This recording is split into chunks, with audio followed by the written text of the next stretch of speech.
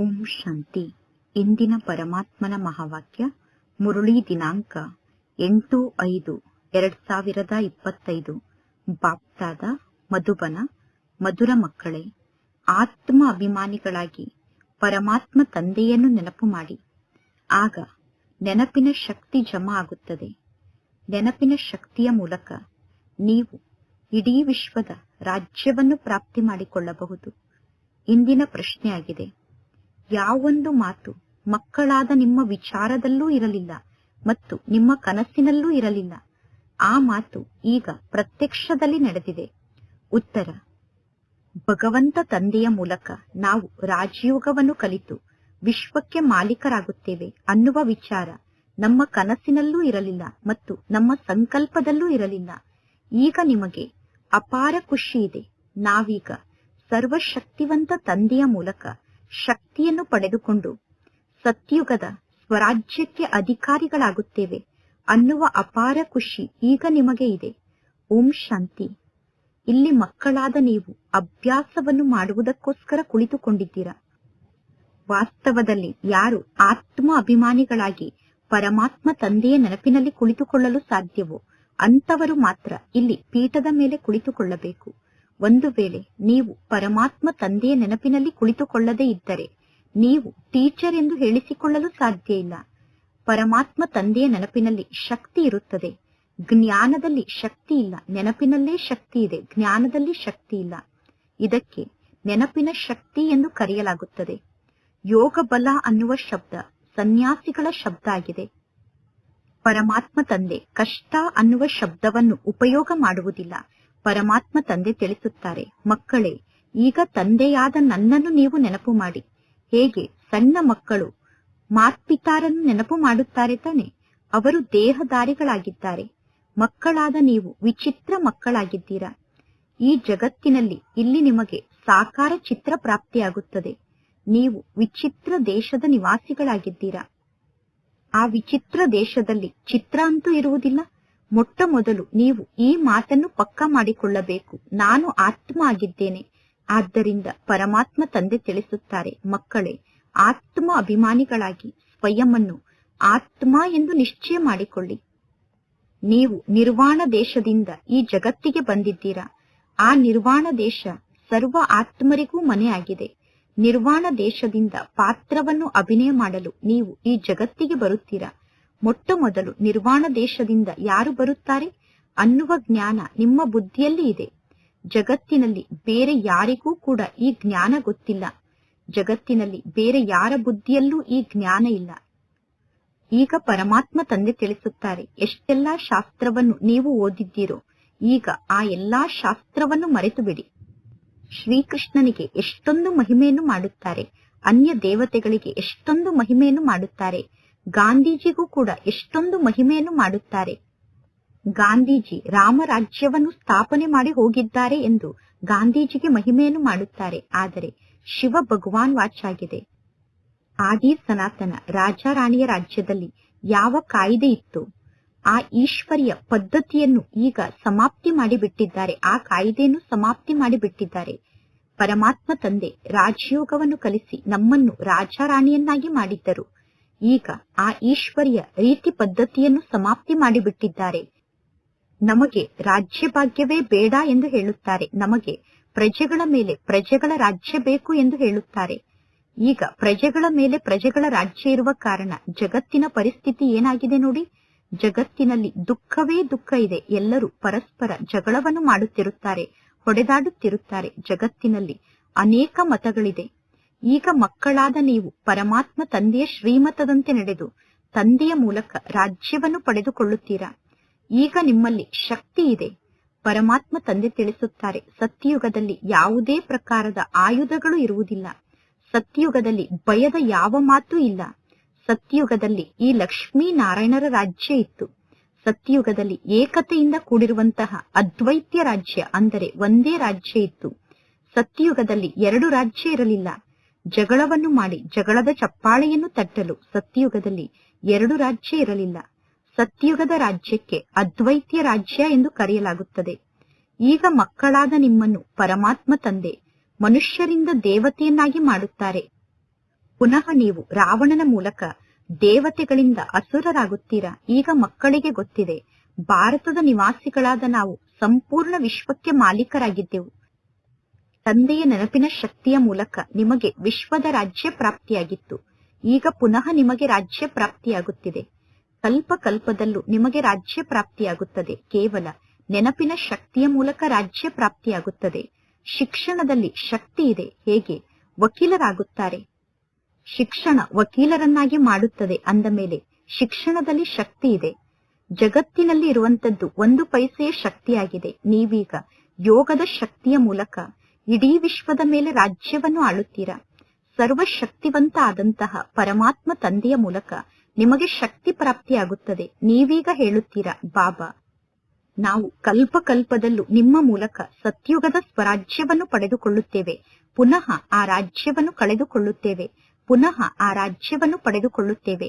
ಈಗ ನಿಮಗೆ ಸಂಪೂರ್ಣ ಜ್ಞಾನ ಪ್ರಾಪ್ತಿಯಾಗಿದೆ. ಈಗ ನೀವು ಪರಮಾತ್ಮ ತಂದೆಯ ಶ್ರೀಮತದಂತೆ ನಡೆದು ಶ್ರೇಷ್ಠ ವಿಶ್ವದ ರಾಜ್ಯವನ್ನು ಪಡೆದುಕೊಳ್ಳುತ್ತೀರಾ. ವಿಶ್ವವೇ ಈಗ ಶ್ರೇಷ್ಠ ಜಗತ್ತಾಗುತ್ತದೆ. ಇಡೀ ವಿಶ್ವವೇ ಈಗ ಶ್ರೇಷ್ಠ ವಿಶ್ವ ಆಗುತ್ತದೆ. ರಚಯಿತ ಮತ್ತು ರಚನೆಯ ಜ್ಞಾನ ಈಗ ನಿಮಗೆ ಪ್ರಾಪ್ತಿಯಾಗಿದೆ. ನಿಮ್ಮ ಬುದ್ಧಿಯಲ್ಲಿ ಈಗ ರಚಯಿತ ಮತ್ತು ರಚನೆಯ ಜ್ಞಾನ ಇದೆ. ಈ ಲಕ್ಷ್ಮೀ ನಾರಾಯಣರ ಬಳಿ ಕೂಡ ರಚಯಿತ ಮತ್ತು ರಚನೆಯ ಜ್ಞಾನ ಇರಲು ಸಾಧ್ಯ ಇಲ್ಲ. ನಾವು ಹೇಗೆ ರಾಜ್ಯವನ್ನು ಆಳುತ್ತೇವೆ, ನಾವು ಹೇಗೆ ರಾಜ್ಯವನ್ನು ಪಡೆದುಕೊಂಡೆವು ಅನ್ನುವ ಜ್ಞಾನ ಲಕ್ಷ್ಮೀ ನಾರಾಯಣರ ಬಳಿ ಇಲ್ಲ. ಇಲ್ಲಿ ನೀವು ಶಿಕ್ಷಣವನ್ನು ಕಲಿಯುತ್ತೀರಾ. ಪುನಃ ನೀವು ಸತ್ಯುಗಕ್ಕೆ ಹೋಗಿ ರಾಜ್ಯವನ್ನು ಆಳುತ್ತೀರಾ. ಯಾರಾದರೂ ಒಳ್ಳೆಯ ಧನವಂತ ಪರಿವಾರದಲ್ಲಿ ಜನ್ಮವನ್ನು ಪಡೆದುಕೊಂಡರೆ ಅಂತವರನ್ನು ನೋಡಿ ಹೇಳಲಾಗುತ್ತದೆ, ಹಿಂದಿನ ಜನ್ಮದಲ್ಲಿ ಅವಶ್ಯವಾಗಿ ಇವರು ಒಳ್ಳೆಯ ಕರ್ಮವನ್ನು ಮಾಡಿದ್ದರು, ದಾನ ಪುಣ್ಯವನ್ನು ಮಾಡಿದ್ದರು, ಆದ್ದರಿಂದ ಇವರಿಗೆ ಶ್ರೀಮಂತರ ಮನೆಯಲ್ಲಿ ಜನ್ಮ ಸಿಕ್ಕಿದೆ ಎಂದು. ಎಂತಹ ಕರ್ಮವನ್ನು ಮಾಡುತ್ತಾರೋ ಅಂತಹ ಜನ್ಮ ಪ್ರಾಪ್ತಿಯಾಗುತ್ತದೆ. ಈಗ ಇದು ರಾವಣನ ರಾಜ್ಯ ಆಗಿದೆ. ಈ ರಾವಣ ರಾಜ್ಯದಲ್ಲಿ ಮಾಡುವಂತಹ ಎಲ್ಲಾ ಕರ್ಮಗಳೂ ಕೂಡ ವಿಕರ್ಮ ಆಗುತ್ತದೆ. ಏಣಿಯನ್ನು ಇಳಿಯಲೇಬೇಕು. ಎಲ್ಲದಕ್ಕಿಂತ ಸರ್ವಶ್ರೇಷ್ಠ ಧರ್ಮ ಅಂದರೆ ದೇವತಾ ಧರ್ಮ ಆಗಿದೆ. ಸರ್ವಶ್ರೇಷ್ಠ ದೇವಿ ದೇವತಾ ಧರ್ಮದವರೂ ಕೂಡ ಏಣಿಯನ್ನು ಇಳಿಯಲೇಬೇಕು. ಎಲ್ಲರೂ ಸತೋ ರಜೋ ತಮೋ ಸ್ಥಿತಿಯಲ್ಲಿ ಬರಲೇಬೇಕು. ಪ್ರತಿಯೊಂದು ವಸ್ತು ಹೊಸದಿದ್ದಿದ್ದು ಪುನಃ ಹಳೆಯದಾಗುತ್ತದೆ. ಅಂದ ಮೇಲೆ ಈಗ ಮಕ್ಕಳಾದ ನಿಮಗೆ ಅಪಾರ ಖುಷಿ ಇರಬೇಕು. ನಿಮ್ಮ ಸಂಕಲ್ಪದಲ್ಲೂ ಸ್ವಪ್ನದಲ್ಲೂ ಕೂಡ ನಾನು ವಿಶ್ವಕ್ಕೆ ಮಾಲೀಕ ಆಗುತ್ತೇನೆ ಅನ್ನುವ ವಿಚಾರ ಇರಲಿಲ್ಲ. ಇಡೀ ವಿಶ್ವದಲ್ಲಿ ಈ ಲಕ್ಷ್ಮೀ ನಾರಾಯಣರ ರಾಜ್ಯ ಇತ್ತು ಅನ್ನುವುದು ಭಾರತದ ನಿವಾಸಿಗಳಿಗೆ ಗೊತ್ತಿದೆ. ಈ ಲಕ್ಷ್ಮೀ ನಾರಾಯಣರೇ ಪೂಜ್ಯರಾಗಿದ್ದರು. ಪುನಃ ಇವರೇ ಪೂಜಾರಿಗಳಾಗಿದ್ದಾರೆ. ನೀವೇ ಪೂಜ್ಯರು, ನೀವೇ ಪೂಜಾರಿಗಳು ಎಂದು ಗಾಯನ ಇದೆ. ಅಂದ ಮೇಲೆ ಈಗ ನಿಮ್ಮ ಬುದ್ಧಿಯಲ್ಲಿ ಈ ಜ್ಞಾನ ಇರಬೇಕು. ಈ ನಾಟಕ ಬಹಳಷ್ಟು ಅದ್ಭುತವಾದ ನಾಟಕ ಆಗಿದೆ. ನಾವು ಹೇಗೆ 84 ಜನ್ಮವನ್ನು ಪಡೆದುಕೊಳ್ಳುತ್ತೇವೆ ಅನ್ನುವುದು ಯಾರಿಗೂ ಗೊತ್ತಿಲ್ಲ. ಶಾಸ್ತ್ರದಲ್ಲಿ 84 ಲಕ್ಷ ಜನ್ಮ ಎಂದು ತೋರಿಸಿದ್ದಾರೆ. ಪರಮಾತ್ಮ ತಂದೆ ತಿಳಿಸುತ್ತಾರೆ, ಇದೆಲ್ಲ ಭಕ್ತಿ ಮಾರ್ಗದ ಅಸತ್ಯ ಮಾತಾಗಿದೆ. ಇದು ರಾವಣ ರಾಜ್ಯ ಆಗಿದೆ. ರಾಮ ರಾಜ್ಯ ಮತ್ತು ರಾವಣ ರಾಜ್ಯ ಹೇಗೆ ಸ್ಥಾಪನೆ ಆಗುತ್ತದೆ ಅನ್ನುವುದು ಮಕ್ಕಳಾದ ನಿಮಗೆ ಗೊತ್ತಿದೆ. ನಿಮ್ಮನ್ನು ಬಿಟ್ಟು ಬೇರೆ ಯಾರ ಬುದ್ಧಿಯಲ್ಲೂ ಈ ಜ್ಞಾನ ಇಲ್ಲ.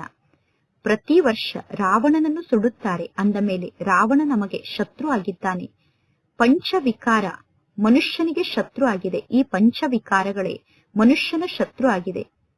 ರಾವಣ ಅಂದರೆ ಯಾರು, ರಾವಣನನ್ನು ಏಕೆ ಸುಡುತ್ತೇವೆ ಅನ್ನುವುದು ಯಾರಿಗೂ ಗೊತ್ತಿಲ್ಲ. ಯಾರು ಸ್ವಯಂವನ್ನು ಸಂಗಮ ಯುಗದ ನಿವಾಸಿಗಳು ಎಂದು ತಿಳಿದುಕೊಂಡಿದ್ದಾರೋ ಅವರಿಗೆ ಸದಾ ಈ ಮಾತಿನ ಸ್ಮೃತಿ ಇರುತ್ತದೆ. ನಾವೀಗ ಪುರುಷೋತ್ತಮರಾಗುತ್ತಿದ್ದೇವೆ. ಭಗವಂತ ತಂದೆ ನಮಗೆ ರಾಜಯೋಗವನ್ನು ಕಲಿಸಿ ನಮ್ಮನ್ನು ನರನಿಂದ ನಾರಾಯಣನನ್ನಾಗಿ ಮಾಡುತ್ತಾರೆ. ಪರಮಾತ್ಮ ತಂದೆ ರಾಜಯೋಗವನ್ನು ಕಲಿಸಿ ಭ್ರಷ್ಟಾಚಾರಿಗಳಿಂದ ಶ್ರೇಷ್ಠಾಚಾರಿಗಳನ್ನಾಗಿ ಮಾಡುತ್ತಾರೆ. ಈಗ ಮಕ್ಕಳಾದ ನಿಮಗೆ ಗೊತ್ತಿದೆ, ಪರಮಾತ್ಮ ತಂದೆ ನಮಗೆ ಶಿಕ್ಷಣವನ್ನು ಕಲಿಸುತ್ತಿದ್ದಾರೆ. ನಿರಾಕಾರ ಭಗವಂತ ತಂದೆ, ಸರ್ವಶ್ರೇಷ್ಠ ತಂದೆ ನಮಗೆ ಶಿಕ್ಷಣವನ್ನು ಕಲಿಸುತ್ತಾರೆ. ಅಂದ ಮೇಲೆ ಮಕ್ಕಳಿಗೆ ಎಷ್ಟೊಂದು ಅಪಾರ ಖುಷಿ ಇರಬೇಕು. ಶಾಲೆಯಲ್ಲಿ ವಿದ್ಯಾರ್ಥಿಗಳ ಬುದ್ಧಿಯಲ್ಲಿ ಸದಾ ಈ ಮಾತಿನ ಸ್ಮೃತಿ ಇರುತ್ತದೆ, ನಾನು ವಿದ್ಯಾರ್ಥಿಯಾಗಿದ್ದೇನೆ ಎಂದು, ನಾನು ವಿದ್ಯಾರ್ಥಿಯಾಗಿದ್ದೇನೆ ಅನ್ನುವ ಸ್ಮೃತಿ ಶಾಲೆಯಲ್ಲಿ ಶಿಕ್ಷಣವನ್ನು ಕಲಿಯುವಂತಹ ವಿದ್ಯಾರ್ಥಿಗಳ ಬುದ್ಧಿಯಲ್ಲಿ ಇರುತ್ತದೆ. ಲೌಕಿಕ ಜಗತ್ತಿನ ಶಿಕ್ಷಣ ಸಾಮಾನ್ಯ ಶಿಕ್ಷಣ ಆಗಿದೆ. ಅಲ್ಲಿ ಸಾಮಾನ್ಯ ಟೀಚರ್ ಇರುತ್ತಾರೆ. ಅಲ್ಲಿ ಶಿಕ್ಷಣವನ್ನು ಕಲಿಸುವಂತಹ ಟೀಚರ್ ಸಾಮಾನ್ಯ ಟೀಚರ್ ಆಗಿರುತ್ತಾರೆ. ಇಲ್ಲಿ ನಿಮಗೆ ಭಗವಂತ ತಂದೆ ಶಿಕ್ಷಣವನ್ನು ಕಲಿಸುತ್ತಿದ್ದಾರೆ. ಈ ಶಿಕ್ಷಣದ ಮೂಲಕ ನಿಮಗೆ ಇಷ್ಟೊಂದು ಶ್ರೇಷ್ಠ ಪದವಿ ಸಿಗುತ್ತದೆ ಅಂದ ಮೇಲೆ ನೀವು ಎಷ್ಟು ಚೆನ್ನಾಗಿ ಶಿಕ್ಷಣವನ್ನು ಕಲಿಯಬೇಕು. ಈ ಶಿಕ್ಷಣ ಬಹಳಷ್ಟು ಸಹಜ ಆಗಿದೆ. ಕೇವಲ ಬೆಳಗ್ಗೆ ಅರ್ಧ ಗಂಟೆ ಅಥವಾ 3/4 ಗಂಟೆ ಜ್ಞಾನದ ಶಿಕ್ಷಣವನ್ನು ಕಲಿಯಬೇಕು. ಇಡೀ ದಿನ ಉದ್ಯೋಗ ವ್ಯವಹಾರವನ್ನು ಮಾಡುತ್ತಾ ಜ್ಞಾನದ ಶಿಕ್ಷಣವನ್ನು ಮರೆತು ಬಿಡುತ್ತೀರಾ ಮತ್ತು ತಂದೆಯ ನೆನಪನ್ನೂ ಕೂಡ ಮರೆತು ಬಿಡುತ್ತೀರಾ. ಆದ್ದರಿಂದ ಇಲ್ಲಿ ಬೆಳಗ್ಗೆ ಅಮೃತ ವೇಳೆಯ ಸಮಯದಲ್ಲಿ ಬಂದು ಪರಮಾತ್ಮ ತಂದೆಯ ನೆನಪಿನಲ್ಲಿ ಕುಳಿತುಕೊಳ್ಳಬೇಕು. ಹೇಳಲಾಗುತ್ತದೆ, ಬಾಬಾರವರನ್ನು ಬಹಳಷ್ಟು ಪ್ರೀತಿಯಿಂದ ನೆನಪು ಮಾಡಿ. ಈಗ ನಮಗೆ ಗೊತ್ತಾಗಿದೆ, ಪರಮಾತ್ಮ ತಂದೆ ಪ್ರತಿ 5,000 ವರ್ಷದ ನಂತರ ಬಂದು ನಮಗೆ ಶಿಕ್ಷಣವನ್ನು ಕಲಿಸುತ್ತಾರೆ. ನಾವೀಗ ಮಕ್ಕಳಾಗಿ ಪರಮಾತ್ಮ ತಂದೆಯ ಬಳಿ ಬಂದಿದ್ದೇವೆ. ಅಂದ ಮೇಲೆ ಪರಮಾತ್ಮ ತಂದೆ ಮಕ್ಕಳಾದ ನಮ್ಮನ್ನು ಕೇಳುತ್ತಾರೆ, ಮೊದಲು ಎಂದಾದರೂ ನನ್ನ ಜೊತೆಗೆ ಮಿಲನವನ್ನು ಮಾಡಿದ್ದೀರಾ? ಇಂತಹ ಪ್ರಶ್ನೆಯನ್ನು ಯಾವ ಸಾಧು ಸನ್ಯಾಸಿಗಳು ಎಂದೂ ಯಾರನ್ನೂ ಕೇಳಲು ಸಾಧ್ಯ ಇಲ್ಲ. ಲೌಕಿಕ ಜಗತ್ತಿನಲ್ಲಿ ನಡೆಯುವಂತಹ ಸತ್ಸಂಗಕ್ಕೆ ಯಾರು ಬೇಕಾದರೂ ಹೋಗಿ ಕುಳಿತುಕೊಳ್ಳಬಹುದು. ಅನೇಕರನ್ನು ನೋಡಿ ಎಲ್ಲರೂ ಒಳಗಡೆ ನುಗ್ಗುತ್ತಾರೆ. ಅಂದರೆ ಆ ಸತ್ಸಂಗದಲ್ಲಿ ಅನೇಕರು ಕುಳಿತಿರುವುದನ್ನು ನೋಡಿ ಎಲ್ಲರೂ ಒಳಗಡೆ ಹೋಗಿ ಆ ಸತ್ಸಂಗದಲ್ಲಿ ಕುಳಿತುಕೊಳ್ಳುತ್ತಾರೆ. ಈಗ ನಿಮಗೆ ಗೊತ್ತಿದೆ, ನಾವು ಭಗವದ್ಗೀತೆ, ರಾಮಾಯಣ ಮುಂತಾದದ್ದನ್ನು ಎಷ್ಟೊಂದು ಖುಷಿಯಿಂದ ಹೋಗಿ ಕೇಳುತ್ತಿದ್ದೆವು. ಅಂದರೆ ಜಗತ್ತಿನ ಸತ್ಸಂಗಕ್ಕೆ ಹೋಗಿ ನಾವು ಎಷ್ಟೊಂದು ಖುಷಿಯಿಂದ ಭಗವದ್ಗೀತೆ ಮತ್ತು ರಾಮಾಯಣದ ಬಗ್ಗೆ ಜ್ಞಾನವನ್ನು ಕೇಳುತ್ತಿದ್ದೆವು. ಆದರೆ ನಮಗೆ ಯಾವ ಜ್ಞಾನದ ಮಾತು ಗೊತ್ತಿರಲಿಲ್ಲ. ಅದೆಲ್ಲ ಭಕ್ತಿ ಮಾರ್ಗದ ಖುಷಿಯಾಗಿದೆ. ಭಕ್ತರು ಬಹಳಷ್ಟು ಖುಷಿಯಿಂದ ನೃತ್ಯವನ್ನು ಮಾಡುತ್ತಿರುತ್ತಾರೆ. ಆದರೂ ಕೂಡ ಭಕ್ತಿಯನ್ನು ಮಾಡುತ್ತಾ ಅವರು ಕೆಳಗಡೆ ಇಳಿಯುತ್ತಾ ಬರುತ್ತಾರೆ. ಭಿನ್ನ ಭಿನ್ನ ಪ್ರಕಾರದ ಹಠಯೋಗ ಮುಂತಾದದ್ದನ್ನು ಮಾಡುತ್ತಾರೆ. ಆರೋಗ್ಯಕ್ಕೋಸ್ಕರ ಹಠಯೋಗವನ್ನು ಎಲ್ಲರೂ ಮಾಡುತ್ತಾರೆ. ಅಂದ ಮೇಲೆ ಈಗ ಪರಮಾತ್ಮ ತಂದೆ ತಿಳಿಸುತ್ತಾರೆ, ಅದೆಲ್ಲ ಭಕ್ತಿ ಮಾರ್ಗದ ರೀತಿ ಪದ್ಧತಿಯಾಗಿದೆ. ರಚಯಿತ ಮತ್ತು ರಚನೆಯ ಬಗ್ಗೆ ಜಗತ್ತಿನಲ್ಲಿ ಯಾರಿಗೂ ಗೊತ್ತಿಲ್ಲ. ಅಂದ ಮೇಲೆ ಇನ್ನೇನು ಉಳಿಯಿತು? ರಚಯಿತ ಮತ್ತು ರಚನೆಯ ಬಗ್ಗೆ ಅರ್ಥ ಮಾಡಿಕೊಂಡರೆ ನೀವು ಎಷ್ಟು ಕನಿಷ್ಠರಿಂದ ಎಷ್ಟು ಶ್ರೇಷ್ಠರಾಗುತ್ತೀರಾ. ರಚಯಿತ ಮತ್ತು ರಚನೆಯ ಬಗ್ಗೆ ಗೊತ್ತಿರದೇ ಇರುವ ಕಾರಣ ನೀವು ಎಷ್ಟೊಂದು ಕನಿಷ್ಠರಾಗಿ ಬಿಟ್ಟಿದ್ದೀರಾ. ನೀವೀಗ ರಚಯಿತ ಮತ್ತು ರಚನೆಯ ಜ್ಞಾನವನ್ನು ಅರ್ಥ ಮಾಡಿಕೊಳ್ಳುವುದರಿಂದ ಬಹಳಷ್ಟು ಶ್ರೀಮಂತರಾಗುತ್ತೀರಾ. ರಚಯಿತ ಮತ್ತು ರಚನೆಯ ಜ್ಞಾನ ಗೊತ್ತಿರದೇ ಇರುವ ಕಾರಣ ಭಾರತದ ನಿವಾಸಿಗಳು ಕಂಗಾಲಾಗಿ ಬಿಟ್ಟಿದ್ದಾರೆ. ಎಲ್ಲರೂ ಅಸತ್ಯ ಮಾತನ್ನೇ ಹೇಳುತ್ತಿದ್ದಾರೆ. ಜಗತ್ತಿನಲ್ಲಿ ಎಂತೆಂತಹ ಕಾರ್ಯ ನಡೆಯುತ್ತಿದೆ ನೋಡಿ, ಜಗತ್ತಿನಲ್ಲಿ ಏನೆಲ್ಲಾ ನಡೆಯುತ್ತಿದೆ ನೋಡಿ. ಈ ಕಲಿಯುಗದಲ್ಲಿ ಎಷ್ಟೊಂದು ಹಣವನ್ನು ಲೂಟಿ ಮಾಡಿಕೊಂಡು ಹೋಗುತ್ತಾರೆ, ಚಿನ್ನವನ್ನು ಲೂಟಿ ಮಾಡಿಕೊಂಡು ಹೋಗುತ್ತಾರೆ. ಈಗ ಮಕ್ಕಳಾದ ನಿಮಗೆ ಗೊತ್ತಿದೆ, ಸತ್ಯುಗದಲ್ಲಿ ನಾವು ಚಿನ್ನದ ಮಹಲನ್ನೇ ನಿರ್ಮಾಣ ಮಾಡುತ್ತೇವೆ. ವಕೀಲರು ಮುಂತಾದವರು ಶಿಕ್ಷಣವನ್ನು ಕಲಿಯುತ್ತಾರೆ. ವಕೀಲರಾಗುವುದಕ್ಕೋಸ್ಕರ ಶಿಕ್ಷಣವನ್ನು ಕಲಿಯುತ್ತಿರುವಂತಹ ವಿದ್ಯಾರ್ಥಿಗಳ ಆಂತರ್ಯದಲ್ಲಿ ಈ ವಿಚಾರ ಇರುತ್ತದೆ, ನಾನು ಈ ಪರೀಕ್ಷೆಯನ್ನು ಪಾಸ್ ಮಾಡಿ ಪುನಃ ವಕೀಲ ಆಗಿ ಈ ರೀತಿ ಕಾರ್ಯವನ್ನು ಮಾಡುತ್ತೇನೆ, ಈ ರೀತಿ ವಾದವನ್ನು ಮಾಡುತ್ತೇನೆ, ನಂತರ ನಾನು ಹಣವನ್ನು ಸಂಪಾದನೆ ಮಾಡಿ ಮನೆಯನ್ನು ಕಟ್ಟುತ್ತೇನೆ ಎಂದು. ಅಂದ ಮೇಲೆ ನಾವೀಗ ಸ್ವರ್ಗದ ರಾಜಕುಮಾರ ರಾಜಕುಮಾರಿ ಆಗುವುದಕ್ಕೋಸ್ಕರ ಶಿಕ್ಷಣವನ್ನು ಕಲಿಯುತ್ತಿದ್ದೇವೆ ಅನ್ನುವ ಜ್ಞಾನ ನಿಮ್ಮ ಬುದ್ಧಿಯಲ್ಲಿ ಏಕೆ ಧಾರಣೆ ಆಗುವುದಿಲ್ಲ? ನಾವೀಗ ಸ್ವರ್ಗದ ರಾಜಕುಮಾರ ರಾಜಕುಮಾರಿ ಆಗುವುದಕ್ಕೋಸ್ಕರ ಶಿಕ್ಷಣವನ್ನು ಕಲಿಯುತ್ತಿದ್ದೇವೆ ಅಂದ ಮೇಲೆ ನಿಮಗೆ ಎಷ್ಟೊಂದು ಖುಷಿ ಇರಬೇಕು. ಆದರೆ ಮಕ್ಕಳು ಇಲ್ಲಿಂದ ಹೊರಗಡೆ ಹೋದ ತಕ್ಷಣ ಖುಷಿ ಮಾಯ ಆಗಿ ಬಿಡುತ್ತದೆ. ಸಣ್ಣ ಸಣ್ಣ ಮಕ್ಕಳು ಕೂಡ ಈ ಜ್ಞಾನ ಮಾರ್ಗದಲ್ಲಿ ತೊಡಗಿ ಬಿಡುತ್ತಾರೆ. ಸಂಬಂಧಿಗಳಿಗೆ ಸ್ವಲ್ಪ ಕೂಡ ಜ್ಞಾನದ ಮಾತು ಅರ್ಥ ಆಗುವುದಿಲ್ಲ. ಸಂಬಂಧಿಗಳಿಗೆ ಜ್ಞಾನ ಅರ್ಥ ಆಗದೇ ಇರುವ ಕಾರಣ ಸಣ್ಣ ಮಕ್ಕಳು ಜ್ಞಾನವನ್ನು ಕೇಳುವುದನ್ನು ನೋಡಿ ಅವರ ಸಂಬಂಧಿಗಳು ಹೇಳುತ್ತಾರೆ, ಇವರ ಮೇಲೆ ಜಾದುವನ್ನು ಮಾಡಿದ್ದಾರೆ, ನಾವು ಈ ಜ್ಞಾನದ ಶಿಕ್ಷಣವನ್ನು ಕಲಿಯಲು ನಮ್ಮ ಮಕ್ಕಳಿಗೆ ಬಿಡುವುದಿಲ್ಲ ಎಂದು. ಅಂತಹ ಸಮಯದಲ್ಲಿ ಮಕ್ಕಳು ಸಣ್ಣವರಾಗಿರುವ ಕಾರಣ, ಅಂದರೆ ಮಕ್ಕಳು ಮೆಜಾರಿಟಿಗೆ ಬರದೇ ಇರುವ ಕಾರಣ ತಂದೆ ತಾಯಿ ಹೇಳಿದಂತೆ ಮಕ್ಕಳು ಕೇಳಬೇಕಾಗುತ್ತದೆ. ನಾವು ಆ ಮಕ್ಕಳನ್ನು ಇಲ್ಲಿ ಯಜ್ಞದಲ್ಲಿ ಇಟ್ಟುಕೊಳ್ಳಲು ಸಾಧ್ಯ ಇಲ್ಲ. ಇಲ್ಲದಿದ್ದರೆ ಬಹಳಷ್ಟು ಕಿರಿಕಿರಿ ಜಗಳ ನಡೆಯುತ್ತದೆ. ಯಜ್ಞದ ಆದಿಯ ಸಮಯದಲ್ಲಿ ಈ ರೀತಿ ಎಷ್ಟೊಂದು ಕಿರಿಕಿರಿ ಜಗಳ ನಡೆದಿತ್ತು. ಮಕ್ಕಳು ಹೇಳುತ್ತಾರೆ, ನನಗೆ 18 ವರ್ಷ ವಯಸ್ಸಾಗಿದೆ ಎಂದು. ಲೌಕಿಕ ತಂದೆ ಹೇಳುತ್ತಾರೆ, ಇಲ್ಲ, ಇನ್ನೂ ನಿಮಗೆ 16 ವರ್ಷ ವಯಸ್ಸಾಗಿದೆ, ಇನ್ನೂ ನೀವು ಬಾಲಕರಾಗಿದ್ದೀರಾ, ಅಂದರೆ ಇನ್ನೂ ನೀವು ಮೈನಾರಿಟಿಯಲ್ಲಿ ಇದ್ದೀರಾ, ನೀವು ಇನ್ನೂ ಮೆಜಾರಿಟಿಗೆ ಬಂದಿಲ್ಲ. ಎಂದು ಹೇಳಿ ಲೌಕಿಕ ತಂದೆ ಆ ಮಕ್ಕಳನ್ನು ಇಲ್ಲಿಂದ ಕರೆದುಕೊಂಡು ಹೋಗಿಬಿಡುತ್ತಾರೆ. ಇನ್ನೂ ನಿಮಗೆ 18 ವರ್ಷ ಆಗಿಲ್ಲ, ನೀವು ಇನ್ನೂ ಮೈನಾರಿಟಿಯಲ್ಲಿ ಇದ್ದೀರಾ ಅಂದ ಮೇಲೆ ತಂದೆ ತಾಯಿಯ ಆಜ್ಞೆಯಂತೆ ನೀವು ನಡೆಯಬೇಕಾಗುತ್ತದೆ. ನಂತರ ಪುನಃ ಯಾವಾಗ ನೀವು ಮೆಜಾರಿಟಿಗೆ ಬರುತ್ತೀರೋ ಆಗ ನೀವು ಏನನ್ನು ಬೇಕಾದರೂ ಮಾಡಬಹುದು. ಕಾಯಿದೆಯಂತೂ ಇದೆ ತಾನೆ, ಪರಮಾತ್ಮ ತಂದೆ ತಿಳಿಸುತ್ತಾರೆ. ಯಾವಾಗ ನೀವು ಪರಮಾತ್ಮ ತಂದೆಯ ಬಳಿ ಬರುತ್ತೀರೋ ಆಗ ಇಲ್ಲಿ ಕಾಯಿದೆ ಇದೆ. ನೀವು ನಿಮ್ಮ ಲೌಕಿಕ ತಂದೆಯ ಮೂಲಕ ಪತ್ರವನ್ನು ಬರೆಸಿಕೊಂಡು ಬನ್ನಿ, ಅಂದರೆ ಲೌಕಿಕ ತಂದೆಯ ಮೂಲಕ ಅನುಮತಿಯ ಪತ್ರವನ್ನು ತೆಗೆದುಕೊಂಡು ಬನ್ನಿ ಎಂದು ಇಲ್ಲಿ ಪರಮಾತ್ಮ ತಂದೆ ಮಕ್ಕಳಿಗೆ ಕಾಯಿದೆಯನ್ನು ತಿಳಿಸುತ್ತಾರೆ. ಆದರೆ ಮಕ್ಕಳ ನಡತೆಯನ್ನೂ ಕೂಡ ನೋಡಲಾಗುತ್ತದೆ. ನಡತೆ ಸರಿಯಿಲ್ಲ ಅಂದರೆ ಆ ಮಕ್ಕಳು ವಾಪಸ್ ಮನೆಗೆ ಹೋಗಬೇಕಾಗುತ್ತದೆ. ಆಟವನ್ನು ಆಡುವಾಗ ಸರಿಯಾಗಿ ಆಟವನ್ನು ಆಡದೇ ಇದ್ದರೆ ನೀವು ಆಟವನ್ನು ಬಿಟ್ಟು ಹೊರಗಡೆ ಹೋಗಿ ಎಂದು ಹೇಳುತ್ತಾರೆ. ನೀವು ಇದೇ ರೀತಿ ಆಟವನ್ನು ಆಡಿದರೆ ನೀವು ನಮ್ಮ ಮರ್ಯಾದೆಯನ್ನು ಹಾಳು ಮಾಡುತ್ತೀರಾ ಎಂದು ಹೇಳುತ್ತಾರೆ. ಇಲ್ಲಿ ಪರಮಾತ್ಮ ತಂದೆ ಕೂಡ ಹೇಳುತ್ತಾರೆ, ನಿಮ್ಮಲ್ಲಿ ಒಳ್ಳೆಯ ನಡತೆ ಇರದೇ ಇದ್ದರೆ ನೀವು ಕೂಡ ಇಲ್ಲಿಂದ ಹೋಗಿಬಿಡಿ. ಈಗ ಮಕ್ಕಳಾದ ನಿಮಗೆ ಗೊತ್ತಿದೆ, ನಾವು ಯುದ್ಧದ ಮೈದಾನದಲ್ಲಿ ಇದ್ದೇವೆ. ಪ್ರತಿ ಕಲ್ಪದಲ್ಲೂ ಪರಮಾತ್ಮ ತಂದೆ ಬಂದು ಮಾಯೆಯ ಮೇಲೆ ನಮ್ಮನ್ನು ವಿಜಯನ್ನಾಗಿ ಮಾಡುತ್ತಾರೆ. ಪಾವನ ಆಗುವುದೇ ಮುಖ್ಯ ಮಾತಾಗಿದೆ. ವಿಕಾರದ ಕಾರಣ ನಾವು ಪತಿತರಾಗಿದ್ದೇವೆ. ಪರಮಾತ್ಮ ತಂದೆ ತಿಳಿಸುತ್ತಾರೆ, ಕಾಮ ವಿಕಾರ ಮಹಾಶತ್ರು ಆಗಿದೆ. ಈ ಕಾಮ ವಿಕಾರವೇ ಆದಿ ಮಧ್ಯ ಅಂತ್ಯದವರೆಗೂ ದುಃಖವನ್ನು ನೀಡುತ್ತದೆ. ಯಾರು ಬ್ರಾಹ್ಮಣರಾಗುತ್ತಾರೋ ಅವರೇ ಪುನಃ ದೇವಿ ದೇವತಾ ಧರ್ಮದಲ್ಲಿ ಬರುತ್ತಾರೆ. ಬ್ರಾಹ್ಮಣರು ನಂಬರ್ ವಾರ್ ಆಗಿರುತ್ತಾರೆ. ಜ್ಯೋತಿಯ ಸಮ್ಮುಖಕ್ಕೆ ಪತಂಗಗಳು ಬರುತ್ತದೆ.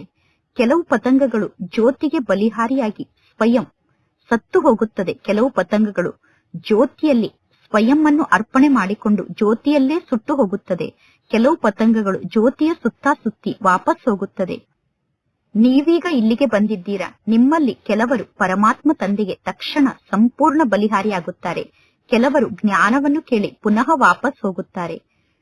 ಯಜ್ಞದ ಆದಿಯ ಸಮಯದಲ್ಲಿ ಕೆಲವು ಮಕ್ಕಳು ರಕ್ತದಿಂದ ಪರಮಾತ್ಮ ತಂದೆಗೆ ಪತ್ರವನ್ನು ಬರೆದುಕೊಡುತ್ತಿದ್ದರು. ಬಾಬಾ, ನಾನಂತೂ ನಿಮ್ಮ ಮಗು ಆಗಿದ್ದೇನೆ ಎಂದು. ಅಂತವರನ್ನೂ ಕೂಡ ಮಾಯೆ ಸೋಲಿಸಿ ಬಿಡುತ್ತದೆ. ಇಷ್ಟೊಂದು ಮಾಯೆ ಯುದ್ಧ ನಡೆಯುತ್ತದೆ. ಇದಕ್ಕೆ ಯುದ್ಧದ ಮೈದಾನ ಎಂದು ಕರೆಯಲಾಗುತ್ತದೆ.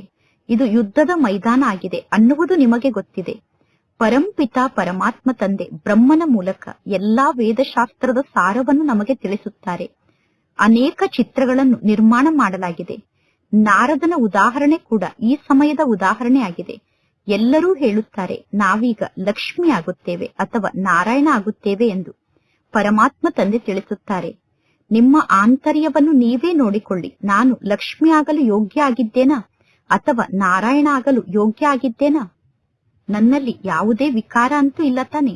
ಎಲ್ಲರೂ ನಾರದನ ಸಮಾನ ಭಕ್ತರೇ ಆಗಿದ್ದಾರೆ. ಆದರೆ ಕೇವಲ ಒಬ್ಬ ನಾರದನ ಉದಾಹರಣೆಯನ್ನು ತಿಳಿಸಲಾಗುತ್ತದೆ.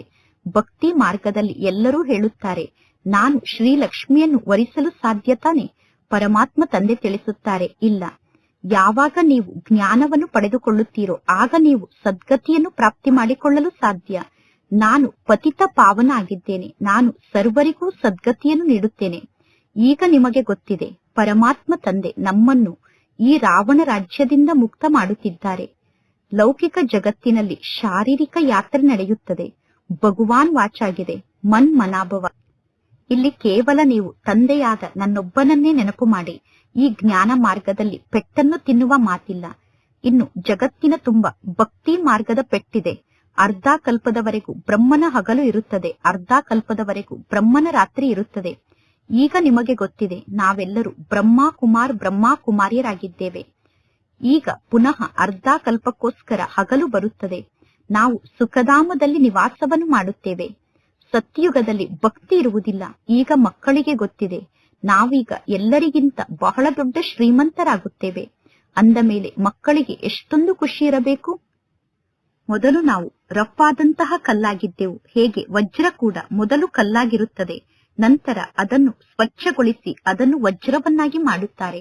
ಅದೇ ರೀತಿ ಪರಮಾತ್ಮ ತಂದೆ ಕೂಡ ಕಲ್ಲಾಗಿರುವ ನಮ್ಮನ್ನು ಸ್ವಚ್ಛಗೊಳಿಸಿ ವಜ್ರವನ್ನಾಗಿ ಮಾಡುತ್ತಾರೆ. ಏಕೆಂದರೆ ಪರಮಾತ್ಮ ತಂದೆ ವಜ್ರದ ವ್ಯಾಪಾರಿಯಾಗಿದ್ದಾರೆ.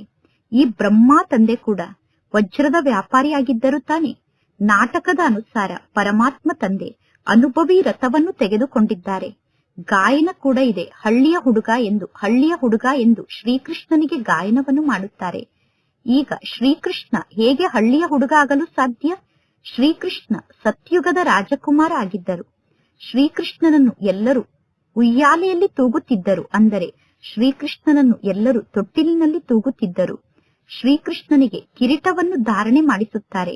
ಶ್ರೀಕೃಷ್ಣ ಕಿರೀಟಧಾರಿ ಆಗಿದ್ದಾರೆ ಅಂದ ಮೇಲೆ ಕೃಷ್ಣ ಪುನಃ ಹೇಗೆ ಹಳ್ಳಿಯ ಹುಡುಗ ಆಗಲು ಸಾಧ್ಯ? ಕೃಷ್ಣ ಕಿರೀಟಧಾರಿ ಆಗಿದ್ದಾರೆ ಅಂದ ಮೇಲೆ ನೀವು ಪುನಃ ಕೃಷ್ಣನಿಗೆ ಹಳ್ಳಿಯ ಹುಡುಗ ಎಂದು ಏಕೆ ಕರೆಯುತ್ತೀರಾ? ಹಳ್ಳಿಯ ಹುಡುಗ ಅಂದರೆ ಅವರು ಶ್ಯಾಮ ಆಗಿದ್ದಾರೆ ಎಂದು ಅರ್ಥ. ನೀವೀಗ ಸುಂದರರಾಗುವುದಕ್ಕೋಸ್ಕರ ಬಂದಿದ್ದೀರಾ. ಪರಮಾತ್ಮ ತಂದೆ ಕಲ್ಲಾಗಿರುವ ನಮ್ಮನ್ನು ಜ್ಞಾನದ ಮೂಲಕ ಶುದ್ಧ ಮಾಡಿ ನಮ್ಮನ್ನು ವಜ್ರವನ್ನಾಗಿ ಮಾಡುತ್ತಾರೆ. ಇಲ್ಲಿ ಸತ್ಯ ತಂದೆಯ ಸಂಘ ನಿಮಗೆ ಪ್ರಾಪ್ತಿಯಾಗಿದೆ. ಪ್ರತಿ ಕಲ್ಪದಲ್ಲಿ ಒಮ್ಮೆ ಮಾತ್ರ ಸತ್ಯ ತಂದೆಯ ಸಂಘ ನಮಗೆ ಸಿಗುತ್ತದೆ. ಇನ್ನು ಜಗತ್ತಿನಲ್ಲಿರುವ ಎಲ್ಲಾ ಸಂಘ ಅಸತ್ಯ ಸಂಘ ಆಗಿದೆ. ಆದ್ದರಿಂದ ಪರಮಾತ್ಮ ತಂದೆ ತಿಳಿಸುತ್ತಾರೆ, ಮಕ್ಕಳೇ, ಕೆಟ್ಟದ್ದನ್ನು ಕೇಳಬೇಡಿ, ಕೆಟ್ಟದ್ದನ್ನು ನೋಡಬೇಡಿ, ಕೆಟ್ಟದ್ದನ್ನು ಮಾತನಾಡಬೇಡಿ. ಯಾರಾದರೂ ಪರಮಾತ್ಮ ತಂದೆಗೆ ನಿಂದನೆಯನ್ನು ಮಾಡುತ್ತಿದ್ದರೆ ಅಂತಹ ಮಾತನ್ನು ನೀವು ಕೇಳಬೇಡಿ, ಮತ್ತು ನಿಮ್ಮ ನಿಂದನೆಯನ್ನು ಯಾರಾದರೂ ಮಾಡುತ್ತಿದ್ದರೆ ಅಂತಹ ಮಾತನ್ನು ನೀವೀಗ ಕೇಳಬೇಡಿ. ಯಾರೆಲ್ಲ ಕುಮಾರಿಯರು ಈ ಜ್ಞಾನ ಮಾರ್ಗಕ್ಕೆ ಬರುತ್ತಾರೋ ಆ ಕುಮಾರಿಯರು ಹೇಳಬಹುದು, ಲೌಕಿಕ ತಂದೆಯ ಆಸ್ತಿಯಲ್ಲಿ ನನಗೂ ಕೂಡ ಪಾಲಿದೆ ಎಂದು. ಅಂದ ಮೇಲೆ ನಾವೇಕೆ ಲೌಕಿಕ ತಂದೆಯ ಆಸ್ತಿಯನ್ನು ತೆಗೆದುಕೊಂಡು ಭಾರತದ ಸೇವೆಗೋಸ್ಕರ ಸೆಂಟರ್ ಅನ್ನು ತೆರೆಯಬಾರದು? ಕನ್ಯಾದಾನವನ್ನು ಮಾಡುವಾಗ ಕನ್ಯೆಗೆ ವರದಕ್ಷಿಣೆಯನ್ನು ಕೊಡುತ್ತಾರೆ ತಾನೆ? ಅದೇ ರೀತಿ ಕನ್ಯರಾದ ನೀವು ಹೇಳಬೇಕು, ನಮಗೆ ನಮ್ಮ ಪಾಲನ್ನು ನೀಡಿ, ನಾವು ಹೋಗಿ ಸೆಂಟರ್ ಅನ್ನು ತೆರೆಯುತ್ತೇವೆ, ಆಗ ಅನೇಕರ ಕಲ್ಯಾಣ ಆಗುತ್ತದೆ ಎಂದು. ಈ ರೀತಿ ಕನ್ಯರಾದ ನೀವು ಯುಕ್ತಿಯನ್ನು ರಚನೆ ಮಾಡಬೇಕು. ಇದು ನಮ್ಮ ಈಶ್ವರಿಯ ಮಿಷನ್ ಆಗಿದೆ. ನೀವೀಗ ಕಲ್ಲು ಬುದ್ಧಿಯವರಿಂದ ಪಾರಸ ಬುದ್ಧಿಯವರಾಗುತ್ತೀರಾ. ಪರಮಾತ್ಮ ತಂದೆ ನಿಮ್ಮನ್ನು ಕಲ್ಲು ಬುದ್ಧಿಯವರಿಂದ ಪಾರಸ ಬುದ್ಧಿಯವರನ್ನಾಗಿ ಮಾಡುತ್ತಾರೆ. ಅಂದ ಮೇಲೆ ಯಾರು ನಮ್ಮ ಧರ್ಮದ ಆತ್ಮರಾಗಿದ್ದಾರೋ ಅವರು ಇಲ್ಲಿಗೆ ಬರುತ್ತಾರೆ. ಒಂದೇ ಮನೆಯಲ್ಲಿ ಒಂದೇ ಪರಿವಾರದ ಮಧ್ಯದಲ್ಲಿ ಅನೇಕರು ಇದ್ದರೂ ಕೂಡ ಆ ಮನೆಯಲ್ಲಿ ಯಾರು ದೇವಿ ದೇವತಾ ಧರ್ಮದ ಹೂವಾಗಿದ್ದಾರೋ ಅವರು ಮಾತ್ರ ಈ ಜ್ಞಾನ ಮಾರ್ಗಕ್ಕೆ ಬರುತ್ತಾರೆ. ದೇವತಾ ಧರ್ಮದ ಆತ್ಮರನ್ನು ಹುಡುಕಲು ಪರಿಶ್ರಮವನ್ನು ಪಡಬೇಕು. ಪರಮಾತ್ಮ ತಂದೆ ಎಲ್ಲಾ ಆತ್ಮರನ್ನು ಪಾವನರನ್ನಾಗಿ ಮಾಡಿ ಎಲ್ಲರನ್ನು ವಾಪಸ್ ಮನೆಗೆ ಕರೆದುಕೊಂಡು ಹೋಗುತ್ತಾರೆ. ಆದ್ದರಿಂದ ಪರಮಾತ್ಮ ತಂದೆ ತಿಳಿಸಿದ್ದಾರೆ, ಸಂಗಮ ಯುಗದ ಚಿತ್ರದ ಸಮ್ಮುಖಕ್ಕೆ ಅವರನ್ನು ಕರೆದುಕೊಂಡು ಹೋಗಿ. ಒಂದು ಕಡೆ ಕಲಿಯುಗ ಇದೆ, ಇನ್ನೊಂದು ಕಡೆ ಸತ್ಯುಗ ಇದೆ. ಸತ್ಯುಗದಲ್ಲಿ ದೇವತೆಗಳು ಇರುತ್ತಾರೆ.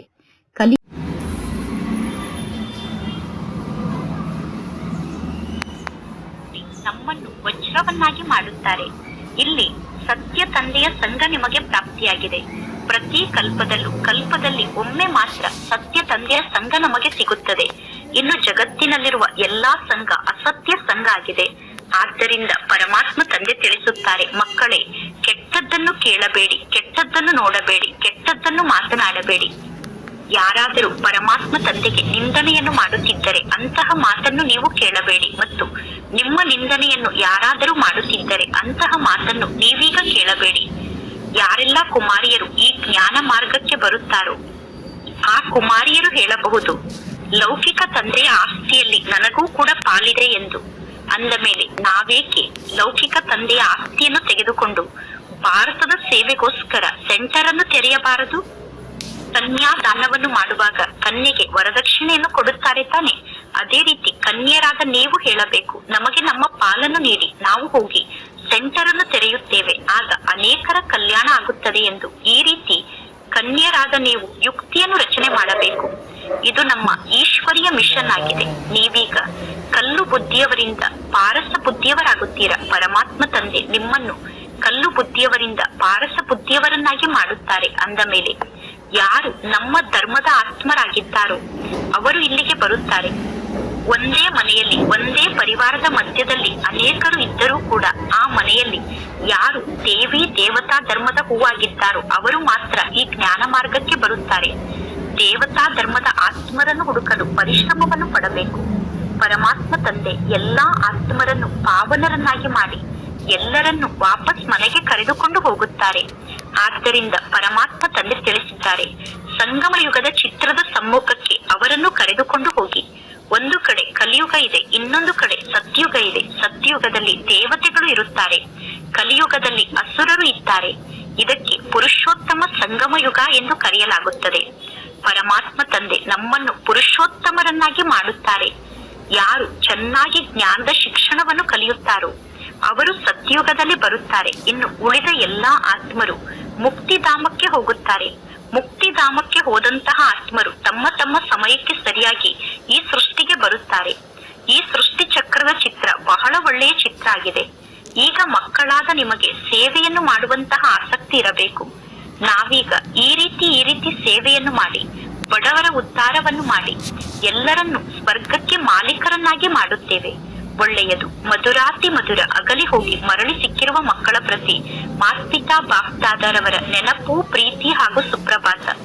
ಆತ್ಮಿಕ ಮಕ್ಕಳಿಗೆ ಆತ್ಮಿಕ ತಂದೆಯ ನಮಸ್ತೆ. ಆತ್ಮಿಕ ತಂದೆಗೆ ಆತ್ಮಿಕ ಮಕ್ಕಳ ನೆನಪು, ಪ್ರೀತಿ ಹಾಗೂ ನಮಸ್ತೆ ನಮಸ್ತೆ ನಮಸ್ತೆ. ಧಾರಣೆಗೋಸ್ಕರ ಮುಖ್ಯ ಸಾರ.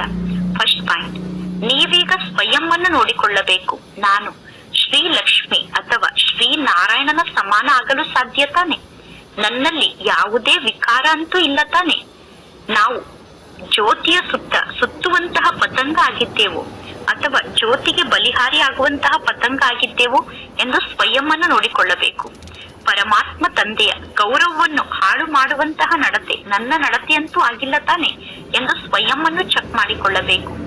ಸೆಕೆಂಡ್ ಪಾಯಿಂಟ್, ಅಪಾರ ಖುಷಿಯಲ್ಲಿ ಇರುವುದಕ್ಕೋಸ್ಕರ ಬೆಳಗ್ಗೆ ಪ್ರೀತಿಯಿಂದ ಪರಮಾತ್ಮ ತಂದೆಯನ್ನು ನೆನಪು ಮಾಡಬೇಕು ಮತ್ತು ಜ್ಞಾನದ ಶಿಕ್ಷಣವನ್ನು ಕಲಿಯಬೇಕು. ಭಗವಂತ ತಂದೆ ನಮಗೆ ಶಿಕ್ಷಣವನ್ನು ಕಲಿಸಿ ನಮ್ಮನ್ನು ಪುರುಷೋತ್ತಮರನ್ನಾಗಿ ಮಾಡುತ್ತಿದ್ದಾರೆ. ನಾವು ಸಂಗಮ ಯುಗದ ನಿವಾಸಿಗಳಾಗಿದ್ದೇವೆ ಅನ್ನುವ ನಶೆಯಲ್ಲೇ ಇರಬೇಕು. ಇಂದಿನ ವರದಾನ ಆಗಿದೆ. ಸರ್ವ ಗುಣಗಳ ಅನುಭವದ ಮೂಲಕ ಪರಮಾತ್ಮ ತಂದೆಯನ್ನು ಪ್ರತ್ಯಕ್ಷಗೊಳಿಸುವಂತಹ ಅನುಭವಿ ಮೂರ್ತಿಗಳಾಗಿ ಪರಮಾತ್ಮ ತಂದೆಯ ಬಗ್ಗೆ ಎಷ್ಟೆಲ್ಲಾ ಗುಣವನ್ನು ಗಾಯನ ಮಾಡುತ್ತೀರೋ ಆ ಸರ್ವ ಗುಣಗಳ ಅನುಭವಿಗಳಾಗಿ. ಹೇಗೆ ಪರಮಾತ್ಮ ತಂದೆ ಆನಂದದ ಸಾಗರ ಆಗಿದ್ದಾರೆ, ತಂದೆ ಆನಂದದ ಸಾಗರ ಆಗಿದ್ದಾರೆ ಅಂದ ಮೇಲೆ ಆನಂದದ ಸಾಗರನ ಅಲೆಯಲ್ಲೇ ಆಟವನ್ನು ಆಡುತ್ತಾ ಇರಿ. ಯಾರೇ ನಿಮ್ಮ ಸಂಪರ್ಕದಲ್ಲಿ ಬಂದರೂ ಕೂಡ ಅವರಿಗೆ ಆನಂದ, ಪ್ರೇಮ, ಸುಖ ಮತ್ತು ಸರ್ವಗುಣದ ಅನುಭವವನ್ನು ಮಾಡಿಸಿ. ಇಂತಹ ಸರ್ವಗುಣದ ಅನುಭವಿ ಮೂರ್ತಿಗಳಾಗಿ ಆಗ ನಿಮ್ಮ ಮೂಲಕ ಪರಮಾತ್ಮ ತಂದೆಯ ಚೆಹರೆ ಎಲ್ಲರ ಸಮ್ಮುಖದಲ್ಲೂ ಪ್ರತ್ಯಕ್ಷ ಆಗುತ್ತದೆ. ನೀವೀಗ ಸರ್ವಗುಣಗಳ ಅನುಭವಿ ಮೂರ್ತಿಯಾಗಿ ಆಗ ನಿಮ್ಮ ಮೂಲಕ ಪರಮಾತ್ಮ ತಂದೆಯ ಚೆಹರೆ ಸ್ಪಷ್ಟವಾಗಿ ಎಲ್ಲರಿಗೂ ಕಾಣಿಸುತ್ತದೆ. ಏಕೆಂದರೆ ಮಹಾನ್ ಆತ್ಮರಾದ ನೀವೇ ಪರಮಾತ್ಮ ತಂದೆಯನ್ನು ನಿಮ್ಮ ಅನುಭವಿ ಮೂರ್ತಿ ಸ್ವರೂಪದ ಮೂಲಕ ಪ್ರತ್ಯಕ್ಷಗೊಳಿಸಲು ಸಾಧ್ಯ. ಇಂದಿನ ಶ್ಲೋಗನ್ ಆಗಿದೆ.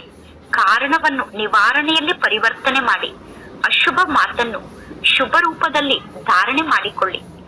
ಕಾರಣವನ್ನು ನಿವಾರಣೆಯಲ್ಲಿ ಪರಿವರ್ತನೆ ಮಾಡಿ ಅಶುಭ ಮಾತಿನಲ್ಲೂ ಕೂಡ ಶುಭ ಮಾತನ್ನೇ ಆರಿಸಿಕೊಳ್ಳಿ. ಅಶುಭದಲ್ಲೂ ಶುಭವನ್ನು ಹುಡುಕಿ. ಇಂದಿನ ಅವ್ಯಕ್ತ ಸೂಚನೆ ಆಗಿದೆ. ಆತ್ಮಿಕ ರಾಯಲ್ಟಿ ಮತ್ತು ಪವಿತ್ರತೆಯ ವ್ಯಕ್ತಿತ್ವವನ್ನು ಧಾರಣೆ ಮಾಡಿಕೊಳ್ಳಿ. ಬ್ರಾಹ್ಮಣ ಜೀವನ ಅಂದರೆ ಪವಿತ್ರ ಜೀವನ ಆಗಿದೆ. ಬ್ರಾಹ್ಮಣ ಜೀವನದ ಜೀವದಾನ ಅಂದರೆ ಪವಿತ್ರತೆ ಆಗಿದೆ. ನಮ್ಮ ಜೀವನದ ಜೀವದಾನವೇ ಪವಿತ್ರತೆ ಆಗಿದೆ.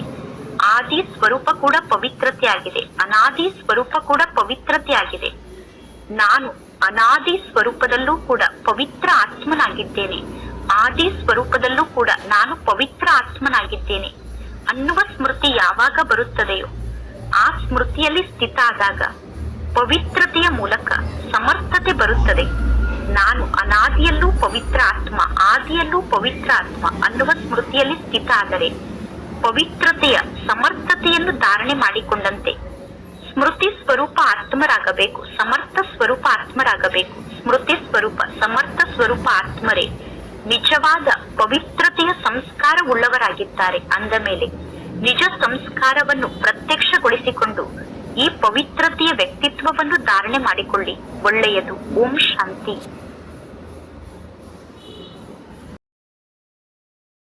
ಯುಗದಲ್ಲಿ